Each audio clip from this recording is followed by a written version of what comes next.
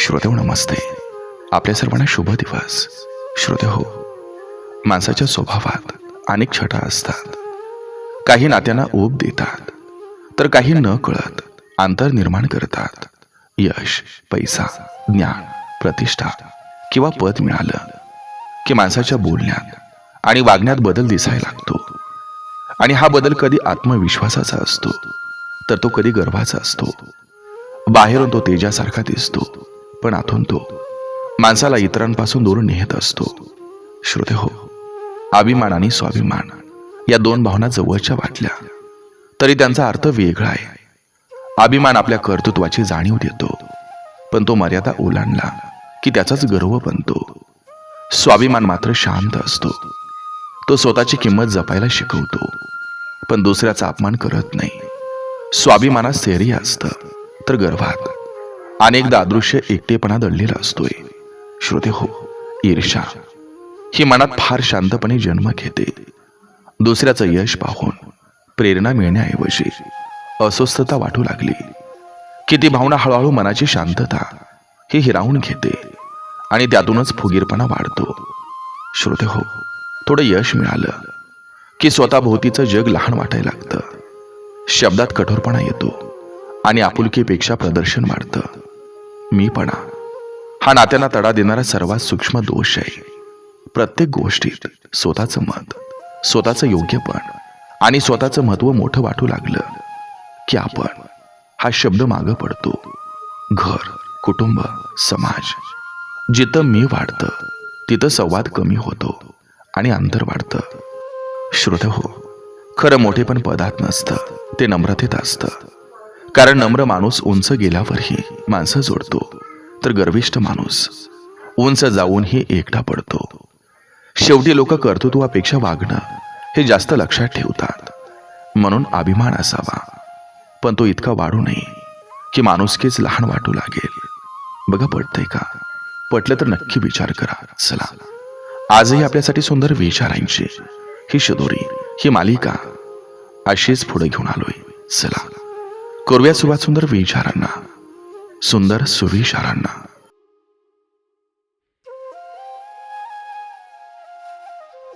गोड शब्द, चांगला व्यवहार हेच माणसाला श्रेष्ठ बनवतात. केवळ अमाप धन असल्यानं माणूस धनवान होत नाही.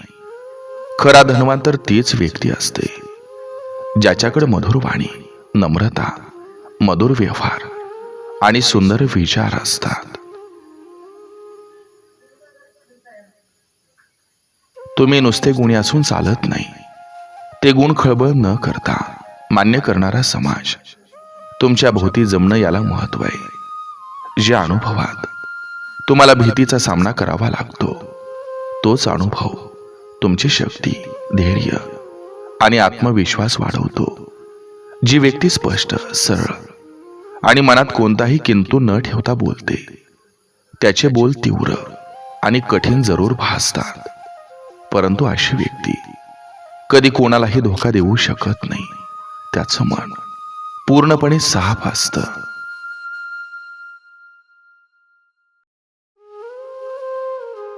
सत्य ही अशी एक श्रीमंती आहे की जी एकदाच गुंतवणूक करून आयुष्यभर उपभोगता येते.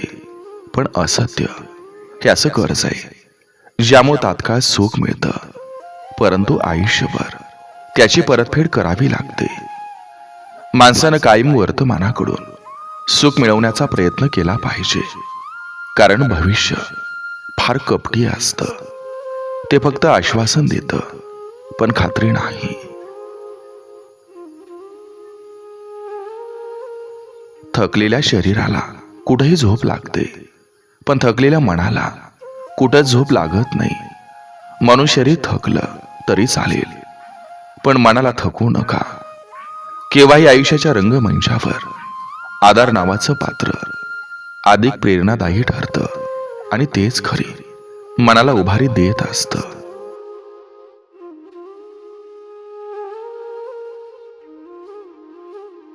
मन समाधानी असलं की छोट्या छोट्या गोष्टीत भरपूर आनंद घेता येतो. खिशातील रक्कम बुद्धिमत्तेवर खर्च होत असेल तर ते धन चोरलं जाऊ शकत नाही. ज्ञानासाठी केलेली गुंतवणूक ही नेहमीच चांगला परतावा देते. पायाला झालेली जखम जपून चालायला शिकवते आणि मनाला झालेली जखम आयुष्य जगायला शिकवते.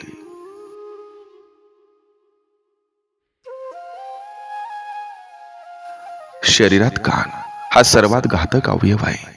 तो जे ऐकतो ते डोळ्याला सुद्धा खोटं ठरायला भाग पाडतो. आयुष्याची गणित खरं तर बोटावर सोडवणे इतकी सोपी असतात, पण भीतीचे आकडे, समाजाची काळजी आणि क्षणिक सुखाची ओढ अख्खा हिशोब चुकवतात. मनातल्या भावना वेळेवर व्यक्त करणं, काही वेळेवर गोष्टी समजून घेणं किंवा समजणं आयुष्यात खूप महत्वाचं असतं. नाहीतर खरं तर आयुष्यभर ही खंत मनाला टोचत राहते.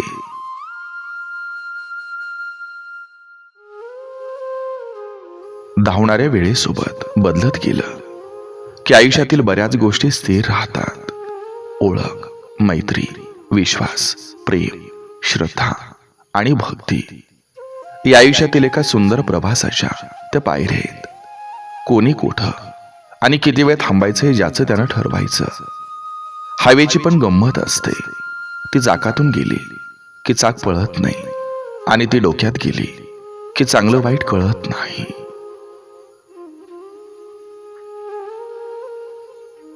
विचारांचा प्रभाव मनावर पडतो, मनाचा प्रभाव शरीरावर पडतो. शरीर आणि मन या दोन्हींचाही प्रभाव जीवनावर पडत असतो. म्हणून नेहमी चांगले विचार मनात आणावेत आणि समाधानी राहावं.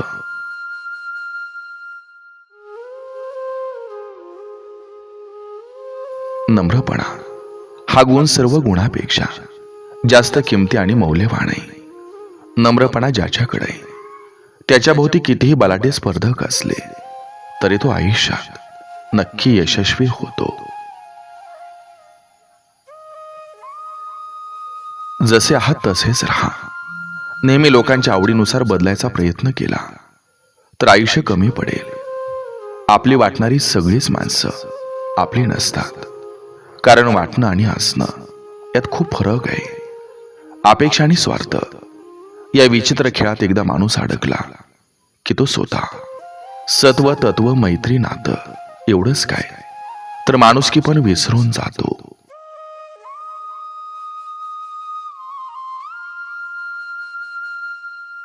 संघर्षामध्ये माणूस एकटा असतो आणि यश मिळाल्यानंतर संपूर्ण जग त्याच्या सोबत असतं.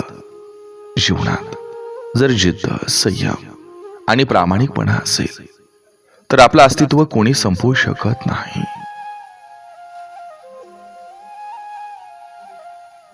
तुम्ही कितीही चांगले राहा, कितीही चांगलं काम करा, पण एक गोष्ट नेहमी लक्षात ठेवा, जी व्यक्ती तुम्हाला चुकीचं समजते ती मरेपर्यंत तुम्हाला चुकीचंच हे समजणार.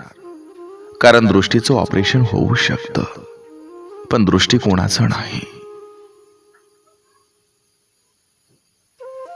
समजूतदारपणा ज्ञानापेक्षा खूप महत्वपूर्ण असतो. खूप लोक आपल्याला ओळखतात पण त्यातील मोजकेच लोक आपल्याला समजून घेतात. जखमा अलंकार म्हणून मिरवता आल्या की आयुष्याचं सोनं होतं.